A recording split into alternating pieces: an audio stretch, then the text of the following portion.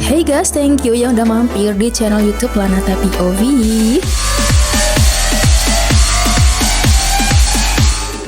Kadang film dengan genre detektif ini agak susah dipahami ya, karena proses penyelidikan yang rumit dan melibatkan banyak nama pelaku. Seperti di drama Korea Bad and Crazy, drakor ini tuh bercerita tentang penyelidikan seorang polisi yang memiliki gangguan psikologis yakni kepribadian ganda. Ia juga menangani banyak kasus dengan kondisi kejiwaannya yang dibilang gak stabil ya. Nah, drakor ini memiliki episode pendek nih, yakni hanya 12 episode dengan sekian banyaknya dan kerumitan kasusnya.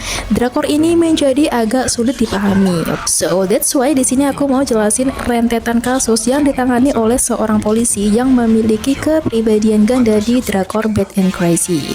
So tonton videonya sampai habis ya dan simak betul-betul nih, karena bersama Lanata POV kita kawal kasus drama Korea Bad and Crazy. Oke, so ini dia videonya.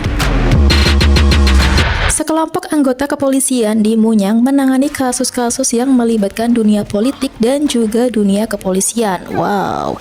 Nah, sebelum itu mari kita berkenalan dengan Satgas Kepolisian Munyang. Nah, yang pertama adalah Satgas Anti Korupsi. Ryu Suyol, sang tokoh utama kita, dia adalah Kapten Detektif Anti Korupsi, seorang detektif yang mari kita katakan memiliki moral yang labil. Dia adalah detektif yang minim integritas. Seringkali ia menutup mata terhadap kejahatan selama ada keuntungan pribadi yang bisa dia raih. Yes, promosi jabatan adalah tujuannya. 감사합니다, 의원님. 더 열심히 하겠습니다. 신경제라 다름없는 일이라. 이번 승진 무조건 있었죠. Sebelumnya hidupnya ini berjalan mulus nih, hingga suatu hari bam, tiba-tiba muncullah Kei, seorang pria berhelm dengan jaket kulit dengan tingkah gilanya bak pahlawan di film aksi tahun 80-an. Siapa Kei ini? Dia adalah alter ego Suyol yang memiliki misi menegakkan keadilan meskipun harus menghancurkan hidup Ryu Suyol. Dengan kata lain, Suyol memiliki kepribadian ganda dan Kei adalah alter egonya yang sama sekali tidak nyata. Nah, dari sinilah segalanya berubah nih. Suyol yang terbiasa menyelesaikan kasus dengan jalan pintas kini harus menghadapi Kei yang terus muncul di saat-saat yang paling tidak diinginkan. Seringkali ia terlibat aksi yang tidak ia sadari. Bayangkan, kalian sedang tidur nyenyak, tiba-tiba bangun dalam keadaan memukul preman di gang belakang nih. Waduh. Yes, itu yang dialami oleh Ryu Suyol. Dia kaget melihat kondisi mobilnya yang sudah dalam keadaan rusak seperti habis dipukuli sekelompok anggota gangster. Ia lalu menuntut untuk pengecekan CCTV area parkir nih, dan sulit dipercaya justru pelakunya dia sendiri. Suyol ini bener-bener gak inget apapun yang semalam terjadi, dan rupa-rupanya Keilah pelakunya, sang alter egonya.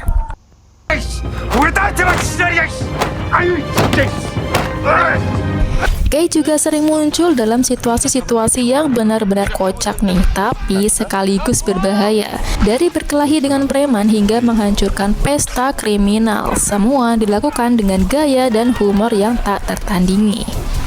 Oke, lanjut ke tim anti korupsi. Suyol memiliki anak buah yang bernama Jason dan Oh Gyong Tae. Sebelumnya, Gyong Tae ini adalah polisi dari Jatan Ras, namun karena suatu kasus ia naik jabatan dan ditugaskan untuk masuk ke tim Satgas anti korupsi di bawah pimpinan Ryu Suyol. Nah, kasusnya apa?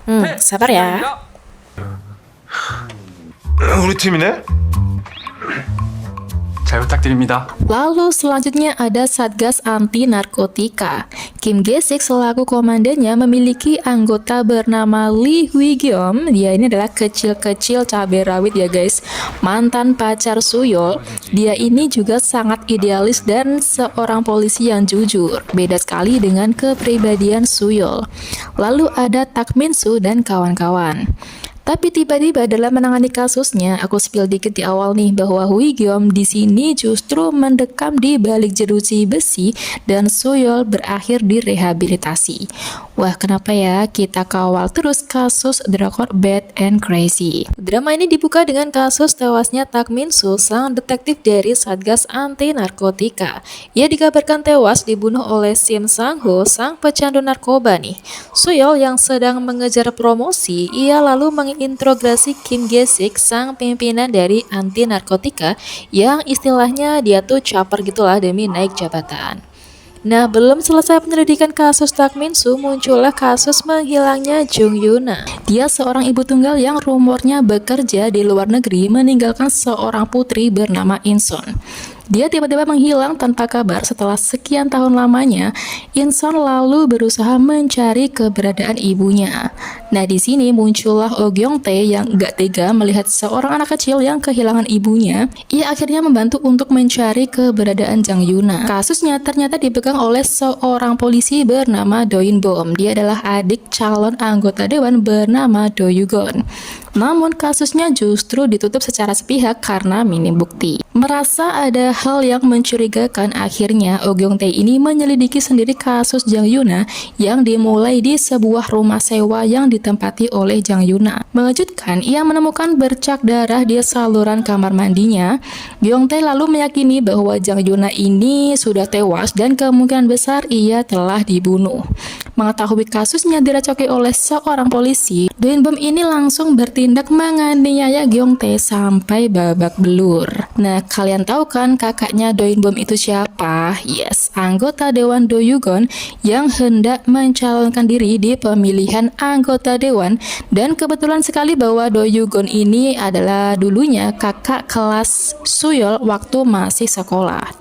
Kebetulan banget gak tuh? Khawatir namanya tercemar oleh kasus adiknya, Do Yugon mempercayakan Suyol sebagai satu alumni untuk memediasi In Bom dan Gyong Tae dengan imbalan promosi jabatan. Lalu Suyol minta Gyong Tae untuk menghentikan aksi sok pahlawannya itu karena ia dianggap mengganggu kasus orang lain. 좋게 서로 사과하고. 그런데 Namun Oh Gyong Tae tetap ingin mengungkap kasus Jang Yuna.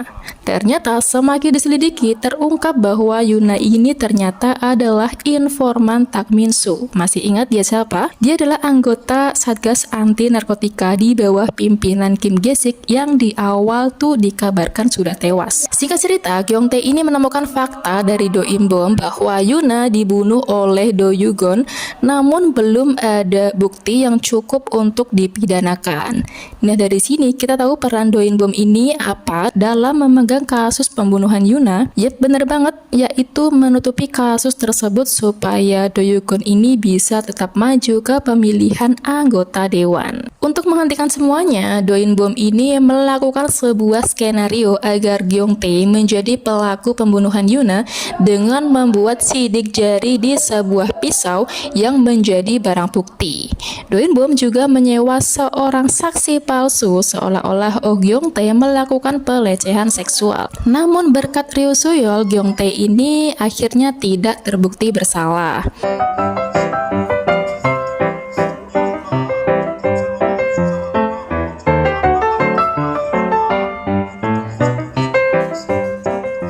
Nah, gak diam di situ, Do In Bom akhirnya melakukan percobaan pembunuhan terhadap Oh Gyong Tae dengan memukulinya hingga tak sadarkan diri dan membakar rumahnya.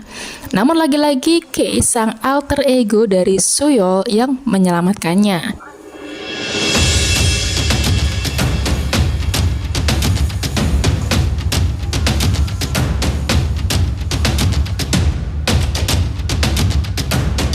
Merasa adiknya ini nggak becus dalam menutupi kasusnya Jang Yuna, Do Yugon akhirnya bekerja sama dengan seorang bandar narkoboy permen mata bernama Bos Yong untuk membunuh Do In Bom dengan imbalan perusahaan ekspedisi untuk menjalankan bisnis narkobanya di Seoul. Lalu Suyol mendatangi tempat komplotan yang berkaitan dengan kasus Yuna nih. Di sana, ia menemukan abu kremasi dan salah satunya setelah diselidiki DNA-nya adalah milik Jung Yuna, sehingga Jung Yuna sudah dipastikan sudah meninggal dunia. Di sini Suyol juga menemukan sebuah kalung yang digunakan Jang Yuna. Rupanya itu adalah sebuah kamera mata-mata yang digunakan oleh Jang Yuna sebagai informan dari Tak Min Soo. Suyol juga berhasil menangkap para komplotan kremasi dan menginterogasinya nih.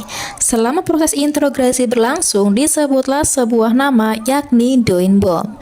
Ketika nama Do In-bom disebutkan oleh pelaku kremasi, Suyol datang untuk menangkap In-bom, namun In-bom sudah ditemukan dalam keadaan tewas. Nah, kita kembali ke kalung mata-mata. Ternyata kalung tersebut merekam detik-detik sebelum Jang Yuna tewas dan mengejutkan, ada sosok Do Yugon di sana. Tapi bukti tersebut masih belum kuat untuk menyatakan bahwa Do Yugon ini telah melenyapkan Jang Yuna. Setelah itu keluarga Suyol mendapatkan ancaman dari anggota Dewan Do Yugon. Melihat kekacauan ini, Suyol berniat untuk minta maaf dan kembali berpihak ke Do Yugon demi keselamatan keluarganya, dengan catatan Suyol harus berhenti dari kepolisian. Di sini Suyol sampai benar-benar merendahkan harga dirinya di hadapan Do Yugon ya. Aduh, butuh suatu jebakan untuk membuat Do Yugon ini mengatakan kalau dia telah membunuh Jong Yuna. Akhirnya berkat kerjasama dari tim anti korupsi dan Oh Gyong Tae, Do Yugon ini berhasil mengatakan bahwa dia telah melenyapkan Jong Yuna. Akhirnya Do Yugon ini ditangkap atas pidana pembunuhan Jong Yuna dan pengedaran narkotika. Lalu Hui Gyom dari divisi anti narkotika menyelidiki kasus Tak Min Soo yang tewas dalam penyelidikan pengedaran narkoba bernama permen mata yang dipasok ke anggota Dewan Do Yugon. Nah, pemilik dari narkoboy permen mata itu adalah milik Bos Yong. Nah, setelah itu Do Yugon di penjara, ia hampir dibunuh oleh kartel narkobanya sendiri. Jadi, dengan kata lain,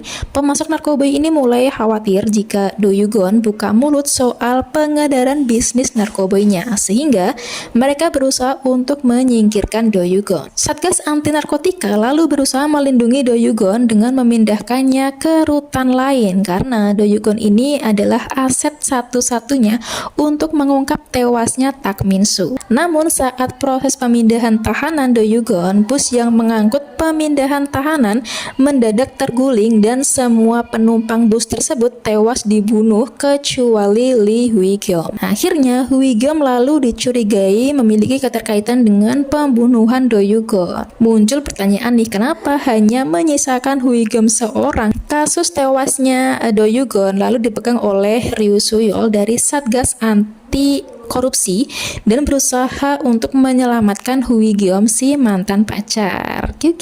Setelah itu tiba-tiba Hui Gyom ini ditangkap atas kepemilikan permen mata di rumahnya yang rupa-rupanya dia telah dijebak. Ini tuh jadi masuk akal ya guys, kenapa Hui Gyom dibiarkan hidup di saat semua rekan dan Do Yugon di bus kala itu tewas dibunuh.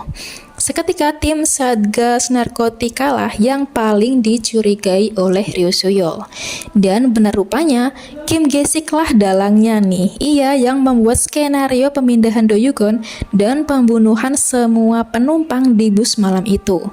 Dan kata lain, Lee Hui Gyom ini disiapkan untuk menjadi kambing hitam dan disingkirkan. Lantas, siapa sih yang nyuruh Kapten Kim Gesik? Yes, tentu aja Bos Yong, si pemilik permen mata. Kapten Satgas Narkotika kerjasama dengan pemilik narkotika. Nah, di sini peran Kim Gesik adalah membereskan pasar peredaran permen mata.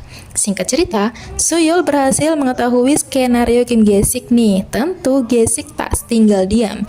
Ia mengancam Ryu Suyol untuk menutup kasus tewasnya Do Yugon bagaimanapun rencananya. Lalu Hui Gyom dipenjara atas tuduhan kepemilikan permen mata. Gak berhenti di situ, Ryu Suyol kembali curiga dengan tewasnya kasus Tak Min Soo, sang anak buah Kapten Kim Gesik dari Satgas Anti Narkotika. Dari foto bukti TKP, ada perbedaan analisa TKP dengan kesaksian Kim Gesik di awal episode. Suyol curiga bahwa semua yang dikatakan Kim Gesik ini di kesaksiannya kala itu telah direkayasa.